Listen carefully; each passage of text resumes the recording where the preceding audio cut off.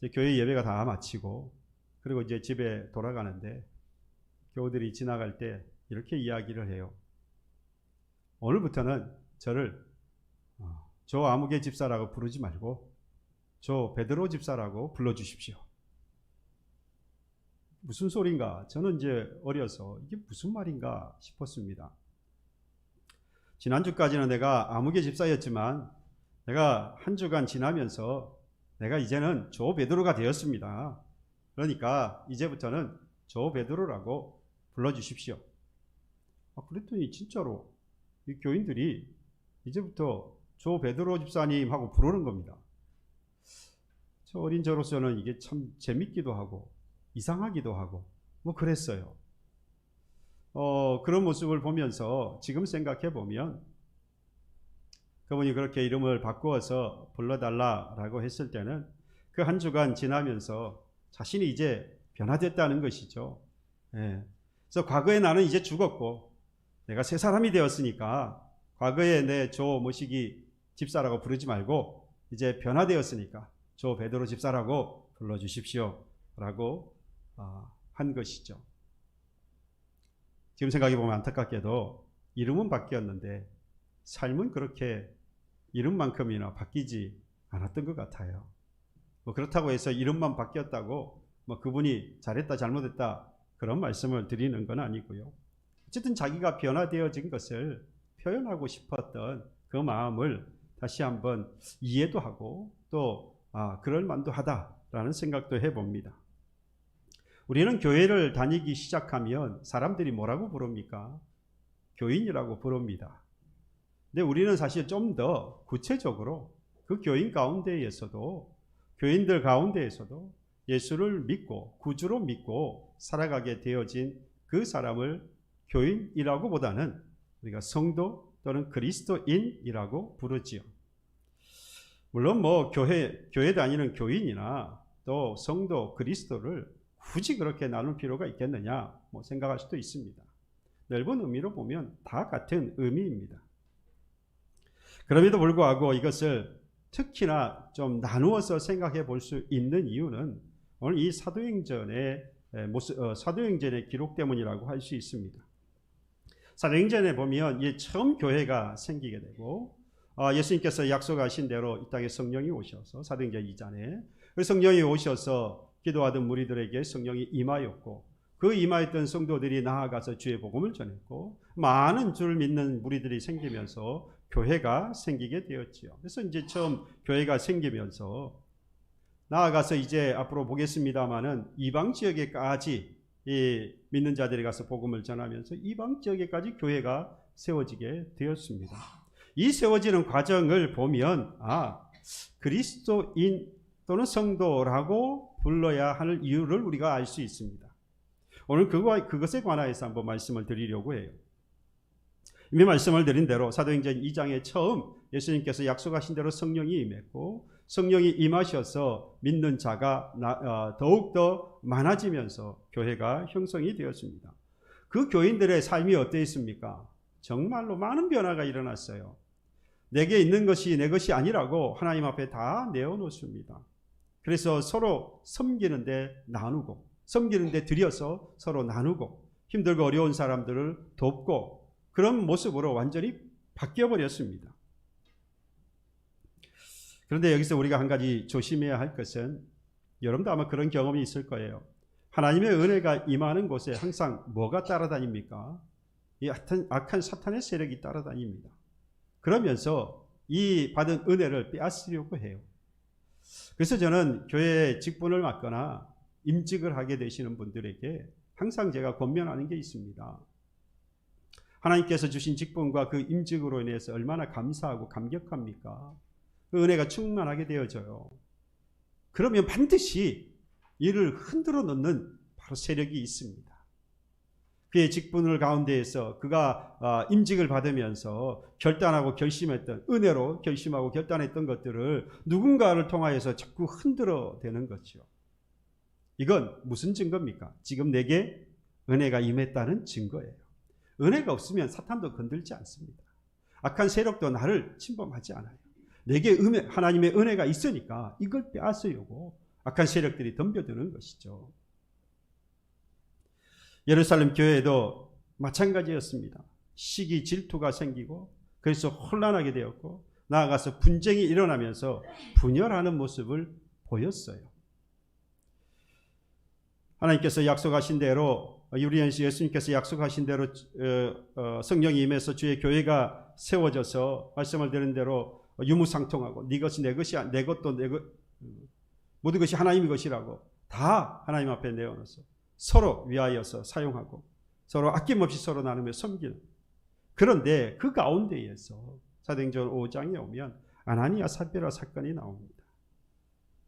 누구도 이 아나니아 삽비라 이 부부에게 너 가진 것들을 팔아서 다 하나님 앞에 내라 한 사람이 한 사람도 없어요. 그런데 성령이 임하고 나니까 이 성령이 임한 사람들이 자기의 것들을 내놓고 싶은 거죠. 그래서 팔아서 어려운 사람들을 다 돕고 섬기는 데를 써버리는 겁니다. 그런 모습을 보니까 이 부부도 뭔가를 해야 되겠죠. 눈치를 보는 겁니다. 누구도 다 하라 하지 않았는데 그 눈치를 보다가 다 팔아서 반만 드리고 베드로가 이것이 전부냐고 할 때 아니요, 이게 반절입니다 하고 하면 끝나는 문제예요. 아무 문제 될 게 없어요. 베드로가 왜 반만 했냐라고 할 이유가 없습니다. 그런데 다 드렸다라고 거짓말을 하는 바람에 아내와 남편이 차례차례로 죽고 말았습니다. 여러분, 만약에 교회에 사람이 죽었다. 그런데 이런 일로 인해서 교인들 가운데 누가 죽었다라고 생각해 보세요. 교회가 큰 문제가 될 거예요. 아마 시험에 드는 사람들이 많이 생길 겁니다. 그야말로 교회가 큰 위기가 교회에 큰 위기가 되지 않을까라는 생각을 해봅니다. 실제로 이 교회, 예루살렘 교회도 마찬가지 이 일로 인하여서 이렇게 말합니다. 온 교회와 이 일을 듣는 사람들이 다 크게 두려워하게 되었다라고 있어요. 예, 그럴만하지 않습니까? 그런데 6장에 가면 또다시 문제가 생겼어요. 헬라파 과부들이 구제받는 일에 빠지게 된 겁니다. 그러니까 히브리파 사람들을 원망하는 거예요. 예루살렘 교회에 그리스도인이 된 사람들이 많이 있습니다. 그 중에는 헬라파 사람도 있었고 히브리파 사람도 있었던 거예요. 근데 아까 말씀을 드린 대로 어려움 가운데 있는 사람들을 다 팔아서 섬기고 돕지 않았습니까? 그런데 자꾸만 헬라파 사람들이 계속해서 이 구제에 빠지게 되니까 히브리파 사람들을 향하여서 원망을 한 겁니다. 당시에 12사도들이 이 교회를 잘 다스리고 있었는데 사실 역부족이었어요. 믿는 사람들이 자꾸만 늘어나니까 이 12사도가 이 일을 다 감당하기에는 힘들었던 거죠. 그래서 우리가 아는 것처럼 7명의 사람을 택하여서 집사로 세웠고 이 사도들이 하는 일을 함께 나누어서 짐을 지도록 했습니다마는 여러분, 우리가 생각해 볼 것은 서로를 위하여서 기도하고 서로를 위하여서 아낌없이 나누며 섬겼던 그들 아닙니까? 그러니 원망하기 전에 서로를 살피는 것이 옳습니다. 그랬어야 지금 분위기상 맞는 거예요. 그럼에도 불구하고 여러분, 우리가 생각할 것은 분명히 하나님 말씀은 그로 인하여서 다 사라지게 된 것이 아니라 하나님 말씀이 전해지지 않은 것이 아니라 도리어 더 왕성하게 전해졌다고 하는 겁니다. 예루살렘에 있는 제자의 수가 더욱더 많아지고 심지어 여러분, 제사장까지도 그 복음을 듣고 믿게 되었다라고 했어요. 하지만 분명한 사실은 어떻습니까? 계속해서 문제는 생겨나고 있었다는 거죠. 심지어 교회 내에서 이런 문제가 생길 뿐만 아니라 교회 밖으로부터의 핍박도 환난도 있게 된 겁니다. 바로 7장에 가면 스데반 집사가 죽게 된, 순교하게 되는 사건입니다. 복음을 전한다는 이유로 스데반 집사가 순교를 하게 되어져요. 사람들이 교회 중심으로 모여들게 되고 그 교회에 힘이 점점 생기는 것 같으니까 사람들이 시기하고 질투하는 겁니다. 물론 사탄이, 악한 세력이 이런 마음을 주고 이렇게 교회를 흔들어 놓으려고 하는 것이긴 합니다만은 이 사람의 마음이라는 게 이 남 잘 되면 잘 못 봐요. 배가 아파서 지가 뭐가 잘나서 저 집이 뭐 그렇게 대단해서 뭐 그렇게 잘 되고 뭐 이러한 것들에 대해서 왜 잘 되는지, 저 사람이, 저 가정이, 저 교회가 왜 저렇게 잘 되는지 이유를 잘 알아서 우리도 좀 그래 봐야 되겠다라고 하는 그런 도전을 갖는 게 아니고 뭐 쟤들이 하면서 시기하고 질투하면서 도리어 이 사탄의 그 계략에 빠져서 도리어 자기들이 흔들리는 그러한 모습을 봅니다. 결국 은혜가 가득했던 교회가 악한 세력의 관계로 이 교회 안팎의 시련으로 인해서 교회에는 사도들만 남고 나머지 믿음의 형제들은 여러 지역으로 흩어지게 되었습니다.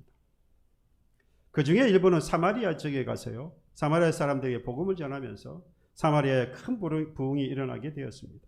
당시만 해도 이 교회 안에 이 내분이 일어나고 외부의 이러한 핍박이 더해졌을 때에, 그래서 교회를 떠나야 하는 그런 상황이 되었을 때에 여러분 분위기가 어떻겠습니까?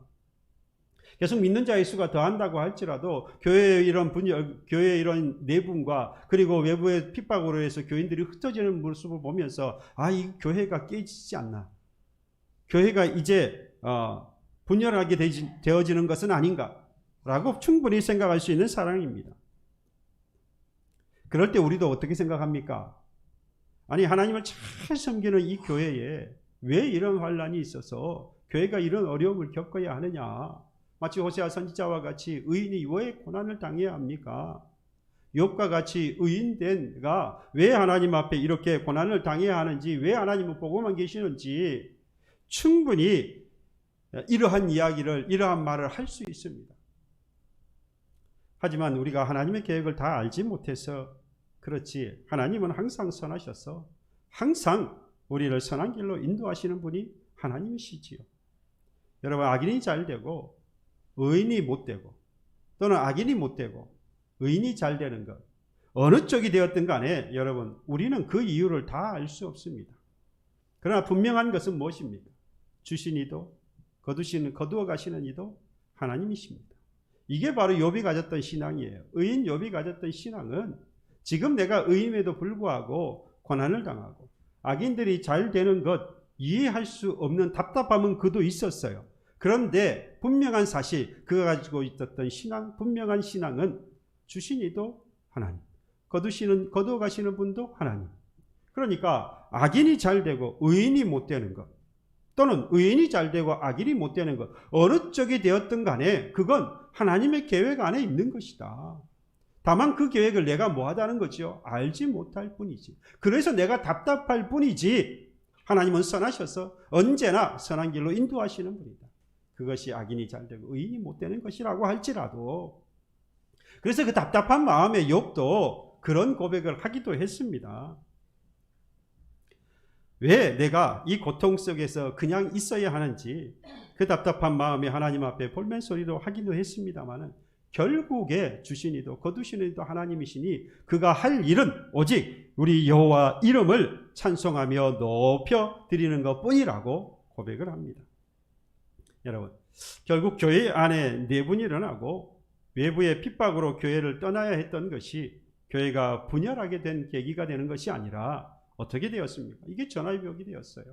하나님이 이해한 계획을 가지고 있었던 것이지요. 다만 그때 몰랐을 뿐입니다. 당시에 흩어지는 것 때문에 교회가 완전히 분열해서 깨지는 것이라고 생각했을지 모르지만 하나님의 계획은 거기에 있지 않았지요. 오히려 흩어진 이 사람들, 믿음의 형제들로 인하여서 전 이방 지역에까지 이 복음이 전해지는 기회가 된 것입니다. 여러분, 어디까지 퍼져나간 줄 아십니까? 예루살렘으로부터 시작해서 19절로 21절 본문의 말씀을 보면 어디까지 복음이 전해졌느냐? 이 흩어진 사람들로 인하여서 베니게와 구브로와 안디옥에 이르러 그곳에 있는 유대인들에게 복음을 전했다라고 했습니다.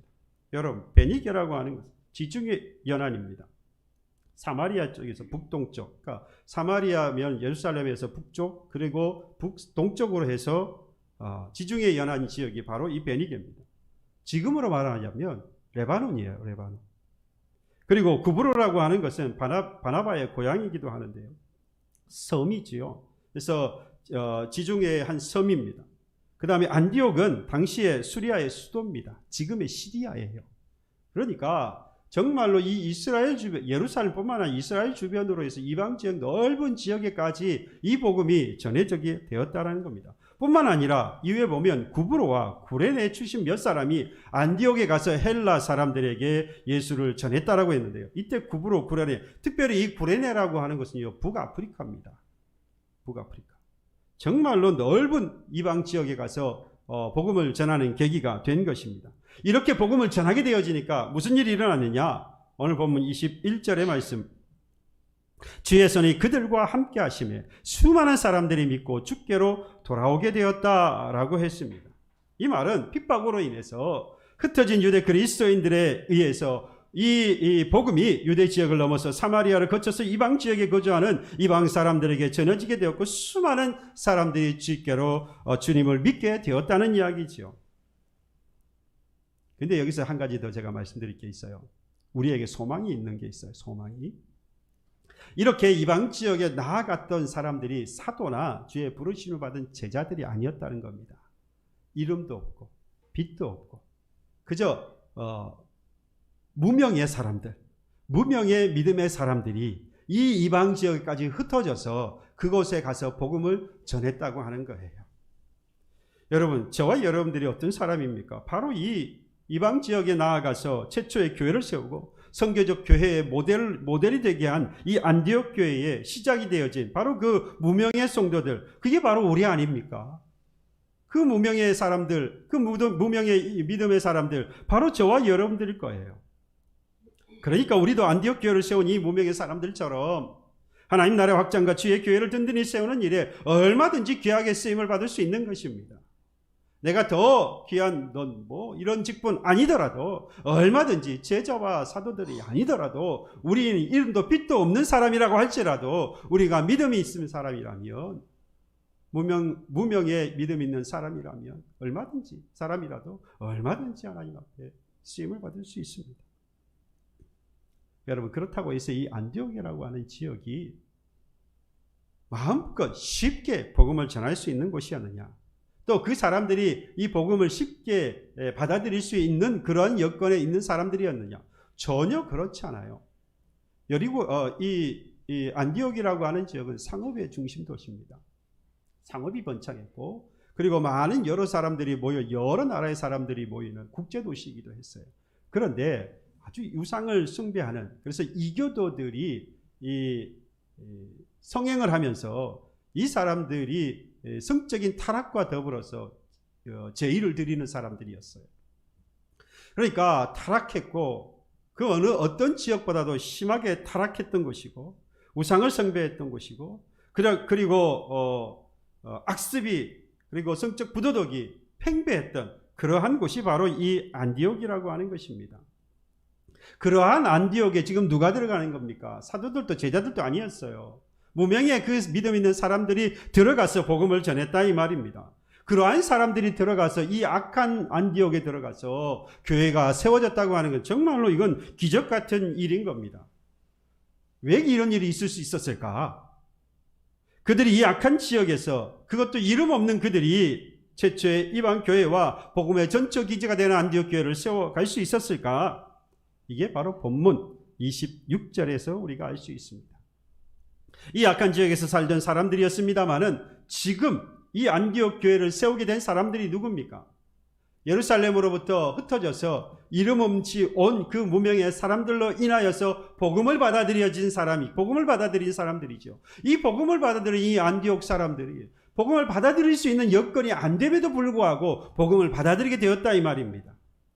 그렇게 복음을 받아들인 이 사람들을 주위에서 안디옥 사람들이, 복음을 받아들이지 않은 안디옥 사람들이 복음을 받아들인 이 안디옥 사람들에게 뭐라고 불렀습니까? 그리스도인이라고 부른 거예요. 이 사람들을 그리스도인이라고 불렀습니다. 안디옥에 흘러 들어와서 복음을 전하던 무명의 사람들에게 복음을 전수받은 안디옥 사람들 중에 그리스도인이라고 불린 이 사람들, 대체 이 사람들이 뭐가 바뀌었길래 이 사람들을 향해서 그리스도인이라고 불렀을까? 물론 이때에 안디옥에 있던 믿지 않았던 사람들이 이 그리스도인이라고 부른 것은 칭찬은 아니었어요. 조롱하는 것이었습니다. 당시에 이렇게 부른 부류가 있었어요. 헤롯을 추종하는 사람들을 헤롯 사람들이라고 했고, 가이사를 따랐던 사람들을 가이사의 사람들이라고 했습니다. 그런데 이건 차이가 있는 거죠. 그들은 그들의 힘을 이야기하고 있었지만 그리스도인이라고 불려진 것은 그저 조롱하는, 멸시하는 그러한 이름으로 그리스도인이라고 불렀다는 차이점은 있습니다. 아무튼 이렇게 악한 안디옥에 살면서 어떻게 바뀌었길래 그리스도인이라고 하는 새 이름을 그들이 얻게 되었느냐? 이를 보면서 저와 여러분들을 그리스도인이라고 한다면, 그런 새 이름을 저와 여러분들도 그리스도인이라고 하는 새 이름을 얻게 되었다고 한다면 우리가 과연 그 이름에 걸맞는 사람들일까? 오늘 그 말씀을 보려고 합니다. 21절에 말씀하죠. 주의 손이 그들과 함께 하심에 수많은 사람들이 믿고 주께 돌아오더라. 누가요? 안디옥에 살던 사람들 중에 무명의 사람들에게, 예루살렘으로부터 왔던 이 무명의 사람들에게 복음을 들었던 그들이, 안디옥에 살던 사람들 중에 주의 손이 그들과 함께 하시며 수많은 사람들이 믿고 주께 돌아왔다라는 겁니다. 당연하게 들립니까? 그럴 수 있지요. 그래요. 수많은 사람들이 예수를 믿고 주께로 돌아오는 것, 그래서 그리스도인이라고 부르는 것, 당연한 거 아닙니까? 라고 말할 수 있는데요. 여러분, 조금 전에도 말씀을 드린 대로 안디옥이라고 하는 지역 자체가 이방 문화가, 이방 사람들이 모여서 우상을 숭배하고 성적 타락이 있었다. 여러분, 이 말은요, 세상의 쾌락과 그리고 물질과 권력이 주는 그 맛을 충분히 느끼고 살아갔던 사람들이라 이겁니다. 세상이 주는 그 맛을 느끼면서 살아갔던 사람들이 예수 믿고 구원받는다는 것, 예수를 믿고 주께로 돌아온다는 것, 이건 결코 그저 그렇게 되는 일이 결코 아닙니다. 하지만 그들에게 생명의 복음이 전해졌고 주의 손이 그들과 함께 하셨습니다. 다시 말하면 하나님이 그들과 함께 하게 되었기 때문에 그들은 우상과 세상의 헛된 것들을 버리고 예수를 구주로 믿게 되었고 주께로 돌아오게 되었다라는 것입니다. 그리고 이 말 안에는 예수를 믿고 주께로 돌아오게 되었다라고 하는 말은 그저 마음의 회개만을 이야기하는 게 아닙니다. 그의 삶의 전반적인 모든 변화를 이야기하는 거예요. 그게 바로 우리가 아는 세리장 삭개오의 변화라고 할 수 있습니다. 이 사람이 대표적인 이 회심의 전형적인 아주 참 회심의 사람의 대표가 바로 이 세리장 삭개오라고 할 수 있어요. 이 세리장 삭개오가 어떤 사람이었습니까? 유대인들로부터 매국노라고 하는 손가락질을 당하던 사람이었어요. 예나 지금이나 세금 걷는 사람은 칭찬받기가 어렵습니다. 그렇지 않습니까? 이 세리장은, 이 삭개오는 세리장이었기 때문에 세리들도 많았어요. 근데 문제는 이 사람은 유대인이잖아요. 로마 사람도 아니고요. 그 자기 동족에게 세금을 걷어가는데 세리들이 그냥 걷는 게 아니에요. 로마가 책정해 준 각 그 사람들의 가정에 세금이 있는데 거기다가 자기의 이윤 플러스 알파를 시키는 거예요. 뿐만 아니라 세리장에게도 줘야 하니까 플러스 알파를 또 시키는 거예요. 세리가 빼앗아가지요. 그리고 세리장이 또 빼앗아가지요. 그리고 로마에도 받죠. 그러니까 얼마나 이 유대 사람들이 힘들었겠어요.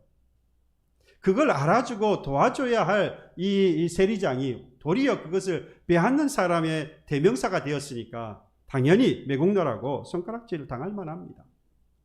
그랬더니 이 삭개오가 예수님이 오신다는 소리를 듣고 키가 작았던 이 삭개오가 돌 무화과 나무에 올라가서 예수님이 어디쯤 오시나 살핍니다. 그때 예수님께서 군중 사이로 지나가시다가 누가복음 19장 5절에 삭개오야 속히 내려오라. 내가 오늘 내 집에 유하여 하겠다. 이 말은 들은 삭개오는 깜짝 놀랐을 겁니다. 자기 이름을 불렀잖아요. 이전에 나를 본 적이 없는 예수께서 나를 삭개오야 라고 부른 것도 놀랄 일이고, 그리고 나 같은 이러한 사람과 이야기를 하고 또 우리의 집에 와서, 나의 집에 와서 같이 밥을 먹고 유하겠다, 지내겠다라고 하시는 것은 그야말로 놀랄 일이 아닙니다.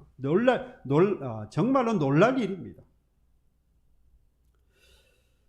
이렇게 예수님을 만난 삭개오, 여러분 어떤 고백을 하게 되었습니까?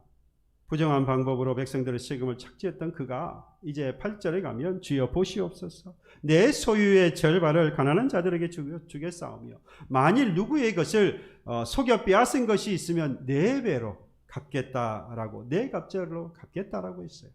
여러분, 삭개오의 회심은 단순한 마음의 변화가 아닙니다. 그는 자신의 소유를 다 내어놓을 정도로 그의 회개는 변화된 행동을 수반하는 것이었어요. 여러분, 바로 안디옥 교회가 그랬다 이 말입니다.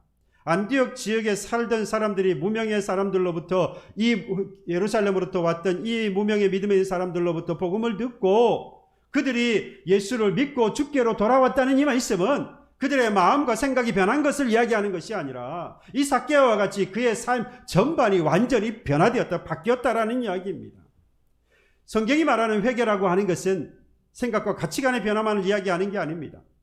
행동과 삶의 양식이 다 바뀌어지는 겁니다. 옛사람의 생각과 생활의 습관을 모두 버리고 돌이켜 새 사람의 옷을 갈아입는 것이죠. 이전 것은 지나갔고 새 것이 되는 겁니다. 종의 형체는 가지고 있지만 더 이상 죄의 종노릇하지 않고 의의 종노릇하는 사람으로 바뀐 겁니다. 이 사람을 뭐라고 합니까? 새로운 피조물이 되었다. 우리가 벗어버려야 할 옛사람의 모습은 뭡니까?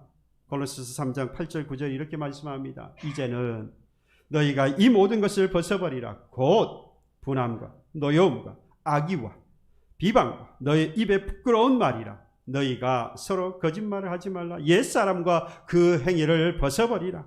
벗어버려야 할 옛사람의 모습, 분을 내고 화를 내고 노여워하고 악의가 가득 찬 말로 사람들에게 거짓말을 하고 부끄러운 말을 하는 그 옛사람의 행위를 다 벗어버리라 하시는데, 이 모든 것들을 다 벗어버린 바로 그 사람들이 안디옥 교회의 사람들이었다는 겁니다. 안디옥 교회의 사람들은 안디옥 사람들과 이전에는 똑같은 옷을 입었던 사람들이에요. 죄의 옷을 입고 살았던 사람들입니다. 그러나 이제 이 악한 옛사람의 옷을 벗어버리고 새로운 피조물로서 새 옷, 새 사람의 옷을 입은 사람들이 되었습니다. 그래서 믿지 않는 안디옥에 있던 사람들이 믿게 되어진 이 안디옥의 사람들을 향하여서 무엇이라 불렀다는 겁니까? 그리스도인이라고 부르게 된 것입니다. 바뀌어버렸거든요. 그 모습을 조롱한 겁니다. 그 모습을 시기한 거예요. 시기하는 마음에서 그들을 조롱하는 투로 그리스도인이라 불렀지만 결국 그들은 완전히 바뀌어버린 것이죠. 그들과 달라져 버린 것입니다. 뿐만 아니라 이 안디옥 교회는 26절에 가면 만남에 안디옥에 데리고 와서 여기서 둘은 바울과 바나바, 이 교회에 1년간 모여 있어 큰 무리를 가르쳤고 제자들이 안디옥에서 비로소 그리스도인이라 일컬음을 받게 되었다라고 말씀하지요. 무명의 전도자들로 전부터 전도가 시작되어서 이방 지역의 교회인 안디옥 교회, 이 세워진 안디옥 교회에 갈수록 믿는 자의 수가 더해지니까 예루살렘에서 이 소식을 듣고 바나바를 보낸 겁니다. 왜 보냈습니까? 바나바의 지도를 받고 하나님의 말씀을 배우고 가르치도록. 그래서 이 바나바를 보내게 되었는데 바나바 혼자 이걸 다 감당하기가 힘들었던 거예요. 그래서 다소에 가서 있었던 이 사울, 그 바울을 데리고 와서 이곳에서 1년간 있으면서 이 안디옥 사람들을 가르쳤어요. 여러분, 이제 예수를 믿고 그리고 구원을 받아서 주께로 돌아오게 된 이 안디옥의 사람들, 그것으로 끝나면 안 됐다는 겁니다. 뭐가 필요했다는 겁니까? 하나님의 말씀이 필요했어요. 갓난아이가 엄마의 젖을 사모하여서 그 젖을 먹고 성장해야 하는 것처럼 이제 태어났으면 하나님의 말씀으로 뭐 해야 하는 겁니까? 자라나야 하는 것이요, 성장해 가야 하는 것입니다. 바나바는요, 위로의 아들이라는 이름을 가졌습니다. 사람들을 격려하고 위로하는 데 탁월한 소질을 가진 사람이었어요.